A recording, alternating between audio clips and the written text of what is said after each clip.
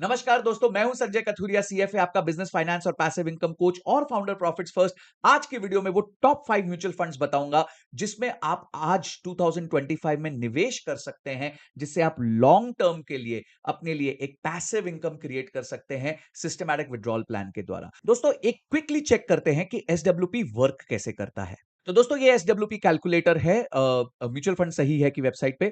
अगर आप अपनी इन्वेस्टमेंट वैल्यू, समझिए आपके पास 1 करोड़ रुपया है और 1 करोड़ रुपए से अब आप सिस्टमैटिकली विड्रॉ करना चाहते हैं। आपने तय किया कि भाई मैं साल का 6% विड्रॉ करूंगा, यानी महीने का 0.5%। अब 1 करोड़ का 0.5% होता है 50,000।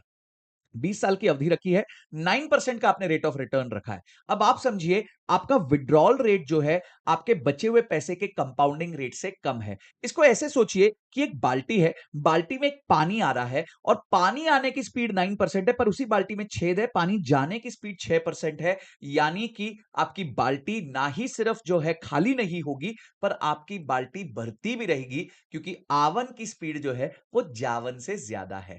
तो ये जो है आपको फायदा देता है जब आप एसडब्ल्यूपी करते हो। वापस आते हैं अपने स्क्रीन पे। तो 20 साल में जब आपका बचा हुआ पैसा 9% पे कंपाउंड होता है, तो इसी 1 करोड़ रुपए में से आपने 1 करोड़ 20 लाख का विड्रॉल भी कर लिया और 20 साल बाद आपके पास फिर भी 2 करोड़ 64 लाख रुपए बच गए। पर अगर आप रेट जो है, यानी पानी आने का रेट 9% की जगह 4% हो गया और जाने का रेट अभी भी 6% है, तो धीरे धीरे आपका पानी खत्म होने लग जाएगा।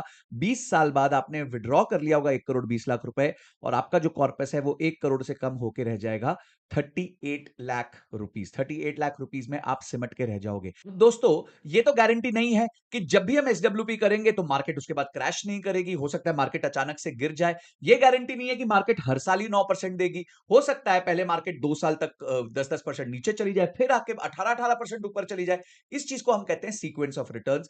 अगर आप एसडब्ल्यूपी में सीक्वेंस ऑफ रिटर्न्स के रिस्क को समझना चाहते हो, तो आप मुझे कमेंट बॉक्स में सीक्वेंस लिख दीजिए, मैं उस पर एक सेपरेट वीडियो बना दूंगा। पर आज का जो मुद्दा है हमारा, वो है आइडेंटिफिकेशन ऑफ 5 म्यूचुअल फंड्स। 5 ऐसे म्यूचुअल फंड्स हम चुनेंगे जिसमें कि पैसा डाल के हम एसडब्ल्यूपी कर सकते हैं। और इतना तो अब आपको समझ आ गया होगा कि जब भी आप एसडब्ल्यूपी करें तो बहुत हाई रिस्क फंड के साथ नहीं कर सकते। अगर आपने समझिए एकदम स्मॉल कैप फंड में डाल दिया और अचानक से स्मॉल कैप फंड्स क्रैश कर गए, तो आपका विड्रॉल चालू है और पैसा कंपाउंड नहीं कर रहा। तो एक तरफ से आप विड्रॉ भी कर रहे हो और दूसरी तरफ से मार्केट भी क्रैश कर रही है। यानी कि तो वो बात हो गई कि बाल्टी में पानी तो आ नहीं रहा और छेद जो है वो डबल बड़ा हो गया है। तो ऑब्वियसली क्या होगा, पानी बहुत ज्यादा जल्दी खत्म हो जाएगा। तो इसीलिए जब भी हम एसडब्ल्यूपी करते हैं तो हम अपने पैसे को कंपैरेटिवली सेफ फंड्स में इन्वेस्ट करते हैं। तो आइए देखते हैं वो कौन से 5 सेफ फंड है जिसमें हम अपने पैसे को निवेश करेंगे ताकि हम उसमें से एसडब्ल्यूपी ले सके।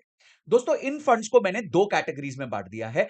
एक मैंने बॉन्ड कैटेगरी में बांट दिया है और दूसरा मैंने हाइब्रिड कैटेगरी में बांट दिया है। जो बॉन्ड कैटेगरी के फंड्स हैं वो बहुत ज्यादा सेफ होते हैं, क्योंकि वो बॉन्ड्स में निवेश करते हैं, जिसके मैं 2 एग्जांपल्स आपको दूंगा। और जो हाइब्रिड फंड्स होते हैं उसमें 65% इक्विटी में इन्वेस्टमेंट होता है और करीबन 35% जो है वो बॉन्ड्स में, यानी कि डेट में इन्वेस्टमेंट होता है, जो कंपैरेटिवली सेफ होता है। तो इन दोनों में मैं आपको टॉप 5 फंड्स बताऊंगा और उन 5 फंड्स में आप डालेंगे पैसा तो आप आराम से एसडब्ल्यूपी कर सकते हैं और आपकी बाल्टी जो है वो झमझम झमझम भरती रहेगी और उसमें से आप आराम से अपनी एसडब्ल्यूपी निकालते रह सकते हैं।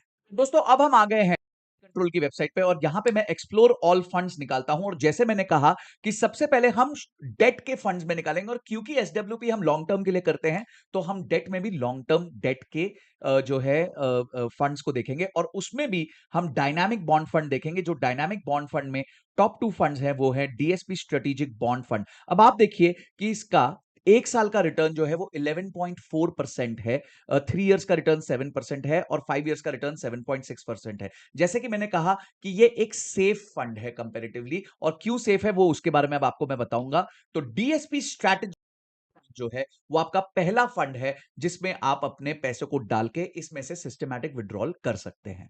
अब अगर आप ये देखें, तो इस फंड ने अपने जो बेंचमार्क है उससे ज्यादा बेटर परफॉर्म किया है। बेंचमार्क ने साल का 9.45% रिटर्न दिया है और इस स्कीम ने 11.36% रिटर्न दिया है। अब इसके अलावा अगर आप इसके एब्सोल्यूट रिटर्न्स देखें तो वो हमेशा पॉजिटिव हैं और ये इसके एनालाइज्ड रिटर्न्स है और ये इसका कैटेगरी एवरेज है। और आप देख सकते हैं इसका रैंक हमेशा कैटेगरी में टॉप 10 में रहा है। तो यानी कि ये एक बहुत अच्छा फंड है। 1 साल में भी ये नंबर 2 रहा है, 2 ईयर में नंबर 1 रहा है, 3 ईयर में नंबर 6 रहा है। तो इसने बहुत जबरदस्त रिटर्न दिया और हमें हमेशा अपने कैटेगरी एवरेज से बेटर रिटर्न्स दिए हैं। उसके अलावा अगर हम इसका पोर्टफोलियो देखें तो मजेदार बात ये देखिए कि इन्होंने जो पैसा डाला है अपने जो भी इसके पास पैसे हैं उसमें से 100 रुपए में से 89 रुपीज इसने गवर्नमेंट ऑफ इंडिया बॉन्ड्स में डाले हुए हैं और जो बचे हुए 10 रुपीज हैं वो प्राइवेट कंपनी के एनसीडी और बॉन्ड्स में डाले हैं। अगर आप रिस्क के एंगल से देखेंगे तो गवर्नमेंट बैक्ड को तो रिस्क माना ही नहीं जाता, क्योंकि भाई अगर सरकार ही फेल होगी तो सभी फेल हो जाएंगे। तो सरकार को जो है वो माना जाता है कि वो रिस्क फ्री है, और जो बचा हुआ 10% है वो भी बहुत लो रिस्क है। यानी कि ये एक परफेक्ट फंड है एसडब्ल्यूपी के लिए। इसमें अगर आप पैसे डालेंगे तो इसमें से आप आराम से विड्रॉल ले सकते हैं। इसमें आपको बहुत तेज ग्रोथ नहीं मिलेगी, पर इसमें आपका पैसा कभी ड्रॉ डाउन भी नहीं होगा, कभी सीक्वेंस ऑफ रिटर्न्स का रिस्क भी आप फेस नहीं करोगे कि सडनली आपने पैसा डाला और मार्केट 20% क्रैश कर गई, ऐसा भी नहीं होगा। तो ये आपका देख सकते हैं। थोड़ा अगर हम और आगे जाके इसको देखें और देखें कि इन्होंने एनसीडी बॉन्ड्स किस किस के लिए हैं, तो थोड़ा और हमारे को समझ आएगा। अगर आप रिस्क रेशियोज के हिसाब से देखें तो इसकी कैटेगरी एवरेज के हिसाब से ये बेटर रिस्क एडजस्टेड रिटर्न्स दे रहा है, और सारे रेशियोज के हिसाब से ये ठीक ठाक परफॉर्म कर रहा है। तो आइए देखते हैं कि इन्होंने और किस तरीके के इंस्ट्रूमेंट्स में पैसा डाला हुआ है। तो ये देखते हैं, ये देखिए सारा government of India, state bank of India, government of India. अब अगर इन्होंने एनसीडी भी खरीदा तो किस स्टेट बैंक का खरीदा है, बैंक ऑफ इंडिया का खरीदा है, पावर फाइनेंस को, यानी कि इन कंपनियों को इस म्यूचुअल फंड ने लोन दिया है। तो ऑटोमेटिकली इसकी रेटिंग्स देखेंगे तो सुपर्ब रेटिंग्स है, double triple A, double A plus, ये सारी हाई रेटेड है। टाटा कैपिटल को पैसा दिया हुआ है, यानी कि हमें बहुत कम रिस्क है। तो ये एक फंड मैं आप सबको रेकमेंड करना चाहूंगा जिसका नाम है DSP strategic bond fund direct plan. तो आप इस फंड में निवेश करके अपनी एसडब्ल्यूपी की जर्नी को स्टार्ट कर सकते हैं। दोस्तों, जो दूसरा फंड है जिससे हम एसडब्ल्यूपी कर सकते हैं वो है कोटक डायनामिक बॉन्ड फंड। जिस तरीके से डीएसपी का फंड था उसी तरीके से कोटक का भी ऐसा ही एक फंड है जिसमें आप पैसा डाल सकते हैं और उसमें से एसडब्ल्यूपी कर सकते हैं। तो आइए देखते हैं कि इस पर्टिकुलर फंड ने कैसा परफॉर्म किया है। तो अगेन हम मनी कंट्रोल की वेबसाइट पे जाते हैं, तो फंड साइज है वो करीबन 2800 करोड़ रुपए का है।